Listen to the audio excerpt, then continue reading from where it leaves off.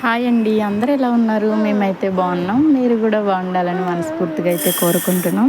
అందరికీ good morning.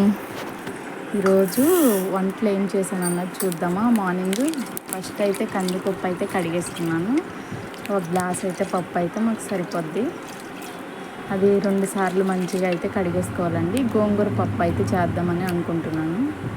వాటర్లో గోంగూర వలిసి పెట్టేశాను. అందులో పచ్చిమిర్చి కూడా మంచిగా కడిగేసుకొని కందిపప్పులో పచ్చిమిర్చి మంచిగా చిదిపేసుకొని గోంగూర కడిగేసి అందులో వేసేసుకోవాలి.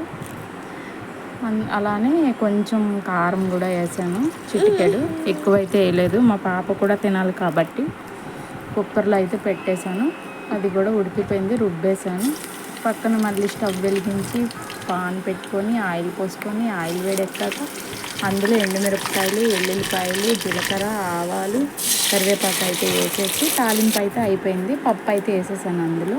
అలానే రైస్ అయిపోయింది, పప్పు అయిపోయింది, వడియాలు అయిపోయిందండి, అది చూపించలేదు. అలాగే ఊరగాయ కూడా రెడీ అయిపోయింది. సాయంత్రం స్నాక్స్ కోసం పల్లీలు అయితే నానబెట్టాను. అవి గంట ముందు అయితే నానబెట్టి మంచిగా కడిగేసుకున్నాను 2 సార్లు. కడిగేసుకున్నాక కుక్కర్లో కడిగేసిన పల్లీలు అయితే వేసేసి పల్లీలు మునిగేంత వాటర్ అయితే పోసుకోవాలండి. టేస్ట్కి తగ్గట్టు సాల్ట్ కూడా వేసేసుకోవాలి. అలానే 8 విజిల్స్ వచ్చే వరకు పొయ్యి మీద అయితే పెట్టేసుకోవాలి. మంచిగా ఉడికిపోతుంది. ఉడికిపోయిందండి, తీసేసాను. అందులో ఆనియన్, టమాటా అయితే మంచిగా కట్ చేసేసి చిన్న చిన్న ముక్కలు వేసేసాను.